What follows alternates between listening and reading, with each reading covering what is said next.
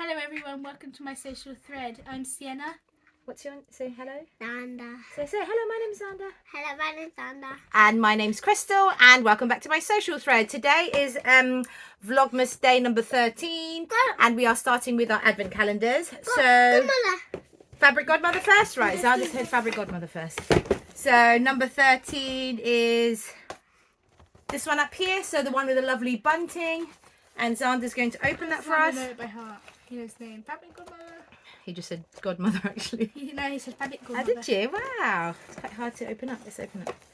And I will read the tip. So the tip, take your measurements before starting each project in case of fluctuations. This is a measuring tape, I think. I can see the shape of it already. Show it to the people. To the people. What, you have to guess what it is, Xander. What do you think it is?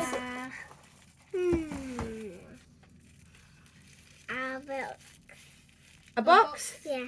It's quite hard. There you go. What do you think it's a measuring tape? Oh wait, Xander. Xander, let Atisiana have a go. Actually, it feels like pigs or something. Yeah, one of them is kind of like Right, Mum's gonna guess as well. I And then you have a picked guess. one of them and it felt Oh, like a pig. it's Pig. Not a pig.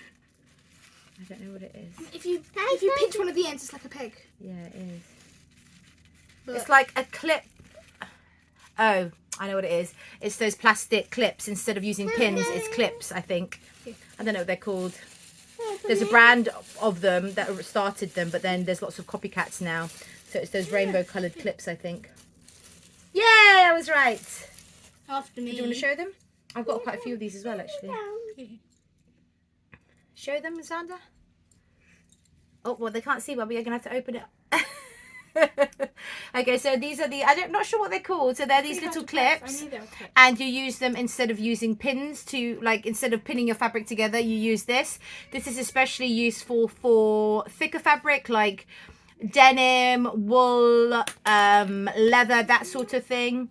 And yeah, that's what it's for. So I haven't actually bought any, but I have got a sample from somewhere or other. So they're very useful. I'm sure, I don't know what the name is, unfortunately. So that's from Fabric Godmother. Next one. Kylie and the Machines, which is a countdown going down. So we're in day number 10. You sure? That's 11. No, day number 11. Show it to the people. Little plant pots. Day number 11. Lavender, I think. Yeah. Ooh, nice one. Label. The label. Did we get 3? No. Labels. That's a nice one. Looking. Yeah. Thank you. Want to show it? Do you want to show it? Looking sharp. Purple. They're rectangular but horizontal orientation, and it's got a little needle. And it is not a hand sewing needle, but it's a machine needle, and it says looking sharp. Thank you very much. That's Kylie and the Machines. And third advent calendar, Beyond the Pink Door. So we're in box number or bag number 13. Show them the bag, mother. Number 13's over there. Are you sure it's 13? Yes, 1, 2. Wouldn't it be? Oh no, we're guessing. Yeah, it feels like it has something bumpy in it. It's like bumpy dots. Bumpy dots. You think? I think a picture. It's a picture. Right, let me guess. Ooh. It does feel like it's got bumpy dots. I can't think what it is. 1 second. Oh, I know what it is. It's I'm kind of gloating and saying, oh, I know what everything is. I think it's those you know, self-cover buttons, but like the plastic ones that you get from Hemline. That's what it feels like to me on a card. So, or like snaps. No, it's those self-covered buttons, I think. Oh no, I was wrong. Similar though. Do you want to show them? They are snap fasteners. So I used to remember these when I was little. You had them at the back of blouses and things, or sometimes where you have a ready to wear top, and there's a gaping on the in between buttons. You can hand sew one of these in between to avoid the gaping. So it's very, very useful. Snap fasteners. Do you want to show them? Wow. So now we're going to rate it. Tyler, do you want to rate what goes to us for you? First place, Fabric Godmother. And then second place, Labels. And then Beyond the Pink Door. Beyond the Pink Door. So my first place would be Kylie and the Machines for me. My second place would be Fabric Godmother with the clips, and my third place would be Beyond the Pink Door with the snap fasteners. Thank you very much. Right, these need to go, Aunt Sienna, in my pin drawer. What's that? Not my pin drawer, my cotton reel thing. Yes. Yeah, no, cotton, where my thread is, thread box, the big ones. The big ones, yes. These will go into my label machine. Label box, not machine. Label box. I've gone crazy. And no, I'll put it up there on my thing pegboard. Lovely. Thank you so much, helpers, for your time. You can scoot along now. Yes, you can. Look at my Lego. Yes, Lego. Sandra, what do you want to say to everybody first? Hello. No, when you're going to go, what do you say? Bye. See you later. My Lego's in here. Okay, fine. Second portion of the vlog is sewing update. So I have just received my package from Fabric Godmother, and as I said before, this was bought using the £10 gift voucher that I got in the advent calendar for day 8 or 9, I think, or 10. And I went and purchased some actual Fabric Godmother fabric from Fabric Godmother, so their own print, their own design. And I went for a lovely viscose twill. So it was, I don't know. So I think it's, no, I think it's £18 a metre. So altogether it was £48 minus my £10. I spent £40 and 50p. No, yeah, because plus postage and packaging. And I went with this lovely print. I'm not sure what it's called, but it's this lovely print here. And this is their own collection. And if I show you up close, you can see the, I don't know if you can see the twill texture. You can see the twill texture. I don't know if you can. Why can't you see it? Is it my camera? Anyway, it's a viscose twill. And I was going to purchase this from Jenny Stitches Fabrics because I had £30 voucher from them. But luckily I got this voucher before I had made a purchase at Jenny Stitches, because Jenny Stitches did have this print, but they only had it in the cotton lawn, and I much prefer a viscose. And then with it being winter, the twill is just makes the fabric, you know, slightly heavier, slightly warmer, because it has kind of like a brushed texture. So I'm very happy with that. Cotton viscose twill, Fabric Godmother print. So that's what I got from Fabric Godmother. And I bought 3 meters of that. That is obviously going to be a dress of some sort. And I'm being quite generous. Well, I'm not. It's for my daughter. It's for Talia. I think I'll make her something out of that. So that's that one. Secondly, I still haven't made a start on Sienna's Bakerloo dress. And I have been procrastinating because I have cut this out. I have had this cut out for a while. So for those of you that have been watching me, it is this tartan from Beyond the Pink from Pound Fabrics, and the frill, I'm going to use some plain navy viscose, but I just don't think it actually goes. I mean, on camera actually it looks quite good because you're picking up the blues there, but really I would prefer some black viscose for the frill, and that's probably why I'm procrastinating, because I'm thinking it might not look that good. And I do have black viscose somewhere in my stash. I literally used it for my own Bakerloo dress, and I just can't find it. It's really, really bugging me that I can't find this black viscose so that I can cut out the frill for this dress. But, I mean, I don't know. Will it go? I mean, from far away, it looks worse. Up close, it looks better in terms of the blue coming out. I might just go with it. And also, it's quite fiddly, this collar. As I said before, the dress itself is very easy, very straightforward. It's literally front bodice 1 piece, back bodice 2 pieces, a little loop at the back, bust darts, gather the sleeves, gather the cuffs, and then a gathered skirt with pockets. But the frill does take, the collar does take a while. So you know, sometimes you have a project where you want to do it, but you can't be bothered to do something complicated. It's not complicated, it's time consuming. And I just don't feel like I want to do something that's time consuming. So I think it's really handy when you do feel like this, or when I do feel like this, that I have something simple and easy as a backup. And I haven't got anything cut out, but I am planning a Tabitha drawstring dress for my eldest daughter Talia. And as I've shown you before, I do have this lovely cotton brushback cotton jersey or light sweatshirting from Jenny Stitches fabric. So I think I might cut that out tonight, because that's really easy. It literally will take me maybe half an hour to cut out, and then it will take me an evening to finish all that, although I'm not sure if I'm going to do it today. My only question is, for the cuffing, I only have this colour, which is like, I don't know what you would call that colour. So I was thinking this colour for the ribbing, and it kind of picks out sort of these colours, so for the neck and the cuffs. Or I also have a burgundy ribbing, so I'm not sure which to go for. I haven't actually asked my daughter for an opinion, but I'm not too sure. I'm kind of leaning towards the burgundy. Let me just put it out further so you can, I don't know. Yeah, I think I'm leaning towards the burgundy, because from far away this one here just looks too light. I also have black and navy, but black and navy are too dark for it, oddly. So, oh, I do have a green. I might have a green. Let me show you a dark green.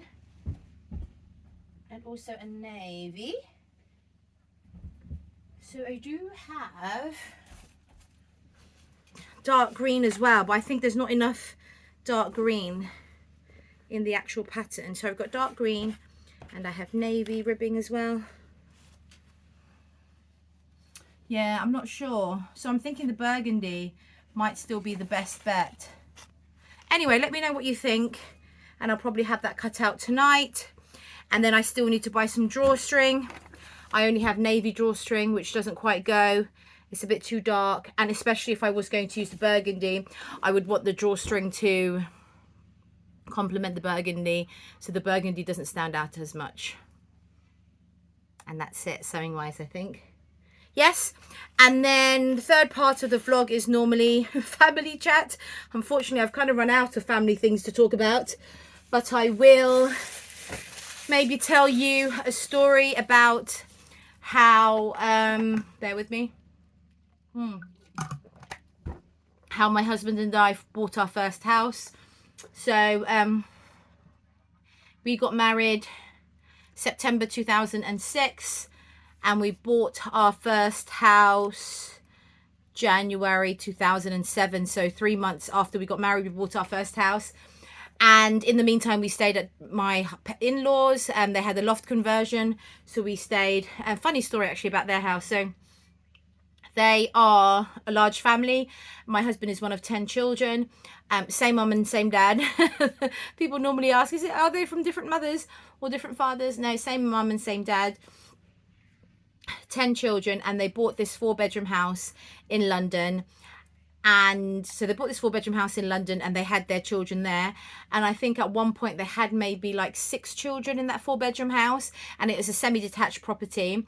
And then luckily the owner of the other half of the semi-detached was selling their house, so they thought, quick, let's buy this house.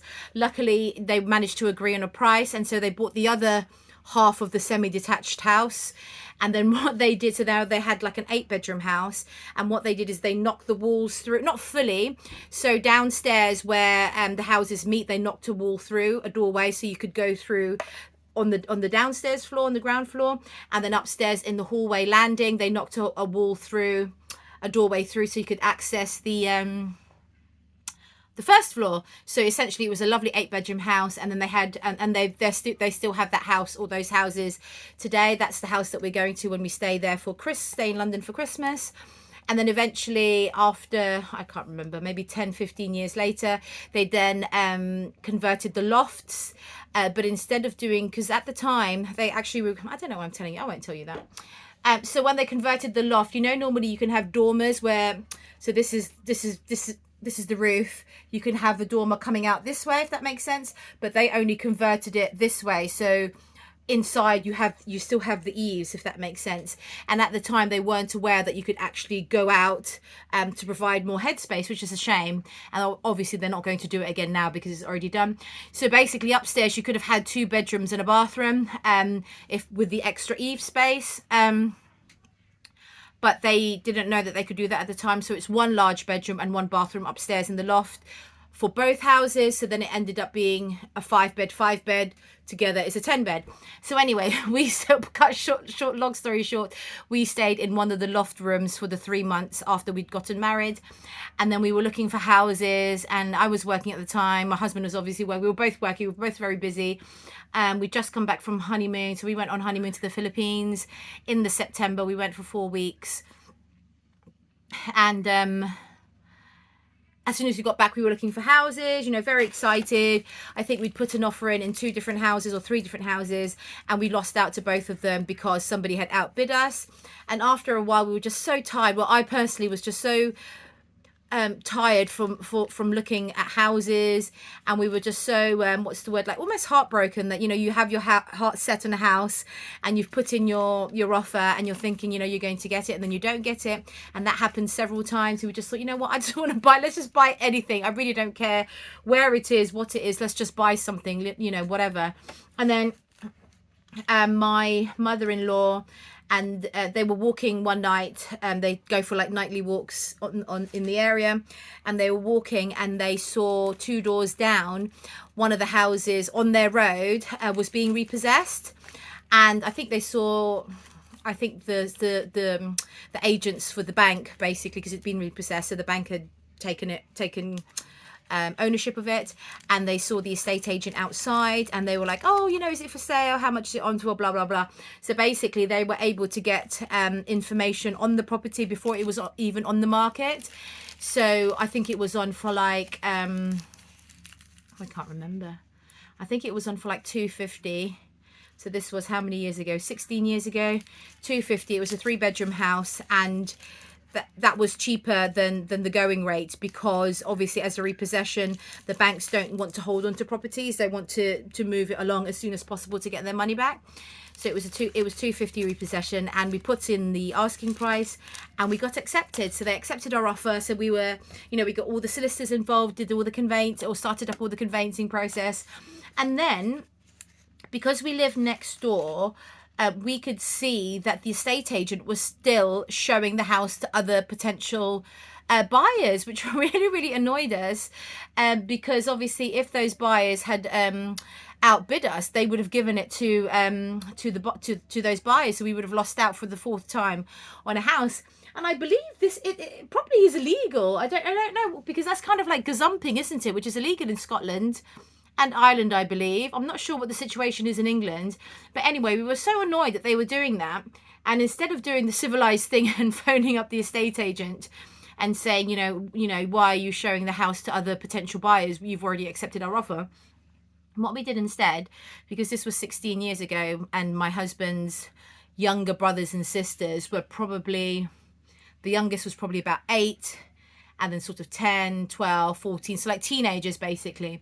What we did was every time we saw the estate agent car pull up, because it was a branded car, you know, the estate agent had their logo on the car, and we were literally 2 doors down the road, we always got Daniel's brothers and sisters to get their bikes out, get their bats and balls, get their, you know, scooters, and basically in front of the house, it's not a private road, it's a service road, in front of the house, just make as much play noise as possible. So every time we saw a car park up, it was the estate agent would say, right guys, quickly, let's do this thing. So they'd get all their bikes and they'd literally stand in front of the house, on the street in front of the house, and just be all all loud and, you know, kicking the ball, cycling around the area. And so we did notice one couple that went to see the house, and they were a couple with I don't think it was a newborn baby, like a 9-month-old baby, and you could see them sort of looking like, I don't want to move here, it's so rowdy, look at all these, you know, teenagers on the road. And so nobody ever put an offer in, because we always did that. And I just thought that was we were quite proud of that, actually. So we ended up getting that house. And so now when we bought the house, it was a repossession, as I said. and there was some like damp in the walls. The kitchen wasn't very nice. The bathroom wasn't very nice. The rooms were quite big though, so that was a bonus. And the front was, anyway, it wasn't a very nice house aesthetically. And my husband said, oh, what do you think, you know? And I said, oh no, it's good. I can see the space is really, really good. But it's just not very, very nice. And my husband was like, oh, don't worry, you know, we'll put in a new kitchen, we'll put a new bathroom in, we will tidy up the garden, blah, blah, blah. I was like, okay, great. If we're going to do that, I have no problem. Let's sign the contract. And it turns out that when we'd moved in, we didn't have any money to do all that work. And it was only sort of, I don't know, 8 or 10 years later that we finally actually redid the kitchen. So we extended the kitchen out to behind the garage. The garage we turned into an office, and then we did the loft extension as well. So that was only about 10 years later. And I joked to my husband because I said to him, oh, you promised me when we bought this house we would have all these things done. And then he says to me, well, we have had it done, so I have fulfilled my promise, although it was 10 years a bit late. And then with our loft conversion, so I mean, it took a lot of money out of us, but also our contractors that we had at the time. That's the thing with contractors. So the contractors we had at the time, they did our garage conversion, kitchen extension, loft conversion as well. So in the loft, it was a 3-bedroom property. In the loft, we managed to put in 2 bedrooms and a shower toilet upstairs, which is really nice. But they basically had taken, I would say, about 70-80% of the money, but they'd only done 50% of the work, and they went bankrupt basically. And we were left at the time with no central heating, no bathroom, no kitchen, and the loft was done from the outside, but the inside there was no insulation, there was no boarding, there was nothing. And it was a huge shock because the money some of the money had been lent to us by Daniel's parents. Some of the money had been lent by my parents as well. And it was a lot of our savings in this conversion. We had, how many children did we have at the time? Anya was a baby, so we had 5 children at the time. And when they knocked through the kitchen extension, they said, can you be out of the house for a week because we're knocking through to the outside, it's going to be cold, blah, blah, blah. So we moved in with my in-laws for a week, what we thought was a week. And that ended up being about 3 months for them. That ended up being about 3 months. And then when they went bankrupt, they basically misused our money. When they went bankrupt, we ended up staying at my in-laws for a good 6 months, I think, because then it was we had to do most of the work ourselves. And then, so my husband would wake up early in the morning to do some, and then he'd come home after work and do some DIY as well in the evening. He'd get his brothers involved, his dad involved. So it was a long haul, long struggle. And then in the end, we did try, when we had the money, we did try to get other contractors in to finish off the work. But obviously, with the contractors coming in, seeing the place as it is, they knew we were desperate. And so their prices obviously reflected that. The fact that they were basically rectifying another person's work. And then with regards to the contractor that went bankrupt, no, he didn't go bankrupt. He wasn't legally bankrupt. He didn't file for bankruptcy, but he basically said to us, I'm really sorry, look, the money's gone. You know, I owe this, this and this. And I can't finish your job basically. And he said, so he couldn't finish the job. And so we then wrote a letter to him without prejudice. And that's basically a legal letter to say, you know, we have a contract, blah, blah, blah. This is what we agreed in the contract. You're in breach of that contract. You know, we would like restitution for that breach. Otherwise, we'll make a claim to the county court. And he basically... So you're supposed to give them like 2 weeks to reply. And basically within that time, he then filed for, it wasn't even bankruptcy. He then shut the company down. So we couldn't actually chase him because the company no longer existed. And then it turns out, word of mouth, he then created another company, I think under his wife's name, or like a combination. It was just basically the same company under a different name. And it's perfectly legal to do that. There is little to no sort of, what's the word, legal repercussions to these sort of limited liability companies that just crop up. and then shut down and open up under a new name. So that was quite an ordeal. And I thought, if we can get through that, you know, we can get through anything. And also we came to a realization that at the end of the day, you know, both myself and my husband, we were healthy, we were well, you know, he still had a job, you know, the children were safe, we, you know, there was nothing, you know, a house is a house. I know a house is very important, obviously, and you know, money is an important aspect of life, and we have just lost a lot of money on the property, but I think we've just counted our blessings. You know, it could have been a lot worse. You know, the contractors could have been really, you know, horrible, and I don't know, because they know where we live. If we kind of threatened them with a court appearance, and they could have thrown a brick at the house, you know, I don't know, lots of things could have happened.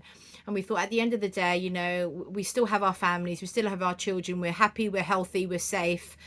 You know, let's just pull together and try and get this done. Anyhow, we ended up getting that all done. It was great. And then we ended up living there for another 5-6 years. And the next promise my husband made, this is when we were newly married as well. He said, I will give you a house with as many rooms as we have children. And when we were in London, I think we already had 8 children. So just before we moved to London, I had baby Ava. And so we had 8 children in a 5-bedroom house. And I'm like, I wonder when this other promise of yours is going to come true. And then, so we've bought this house, the house that we're currently in now. We bought this a year ago. And luckily, coincidentally, we have enough rooms for the amount of children that we have. So his promise has been fulfilled. But again, 16 years later, I suppose, which is fine. So the house that we've moved to, big move, because I was born in London, he was born in London, been in London all our lives, and we were basically looking for a bigger house for our family in London. But in terms of the cost, it was just too expensive. We could only go sideways, so we could only buy another 5-bedroom house, maybe slightly nicer, slightly bigger, but it was still a 5-bedroom house. We could have bought a 6-bedroom house, but the extra room just didn't justify the cost. And so we looked further afield, and we ended up in Norfolk, Cambridgeshire. And it's not like just picked out of a hat. The reason we bought here, or we looked here, was because we are near family and friends here. When I say near, it's an hour away, but compared to London, which was 3 hours away, we are closer. And we ended up finding this house, and this house is really, really unique in that it was affordable. We could afford it, and it was a huge house, and it had an annex, and it had a double garage with an office where my husband works, and the main house itself is huge. And it's a really, really lovely grand Victorian house, which is all great, fine and dandy, you know, whatever, it was all great, fine and dandy. But what we failed to realize is, with a big house comes bigger utility bills, which we discovered this a couple of months after we'd moved in, when all our bills were really expensive, really high. So we just thought, well, it is a bigger house, you know, we'll just have to get used to it. Obviously now, with all the utility bills going up anyway, it's just extortionate. So we're basically spending a lot of money just keeping the house warm, you know, doing, you know, in utilities basically. So that's a lot of money, and that's something that I didn't consider when buying a larger house. I just thought, a larger house, fab, we can afford it, great, you know, we've got the people to fill up the rooms. So yeah, I just thought I'd share that with you. And maintenance as well for a Victorian house. It's a lot of maintenance, which we didn't appreciate again. But I think, yeah, with utilities, I think, you know, with prices going up generally, cost of living going up generally, we just have to keep going. You know, there's no point dwelling about it or getting upset over it. Just keep going. And as I say, always count your blessings. There's always somebody, always somebody that's worse off than you. And I always try to think that, because sometimes, I don't know, you know, like when you've just got like a really bad cold, or you've got the fever and you're under your blanket and you're crying and you're thinking, oh, you know, I can't breathe, I can't eat, you know, I'm shivering, and you just, you know, feel sorry for yourself. And I always try to remember that there's always somebody far worse off than me. And I think that helps me to realize how grateful I should be for my life, for my children, for my husband, for the house that we live in, even for like the food that we've got to eat, that we've got a car, you know. there's lots of things to be thankful for, and I do try and thank God every night. So we say our prayers. And once I read this thing on these Facebook kind of messages that pop up, and it was a quote saying, what if you only woke up the next day to the things that you had said thank you to God for the night before? So if, for example, I'd only said thank you to God for my family, you wake up and you only have your family, you don't have a house, you don't have a car. I mean, and even worse, if you didn't say thank you to God at all and you woke up and you had nothing because you didn't say thank you to God for anything. So anyway, I always try and remember that. I think that's quite a poignant quote for me. I just think, always say thank you for the things that you do have. And it's not even physical things, it's like mental well-being, your health, love. I think love, the fact that I have a loving marriage, these things people take for granted, and I take it for granted sometimes. And I think it's good to kind of pause for a minute and realize, think of the things that you're thankful for, because one day they could all just go. I mean, in the past year, we've lost quite a few friends, not of my age, sort of my parents' age friends, people that are getting sick, so it's a lot of things that you should be grateful for. Anyhow, that's it from me today. I'm not sure what else I'm going to talk about for the next couple of days. I think so. It's day 13 today. So still got quite a few days to go. I'm hoping to be able to show you some sewing bits in the next couple of days, and maybe I could figure out some other things to talk about. But in the meantime, thank you so much for watching, and I will see you tomorrow. Thank you. Bye bye.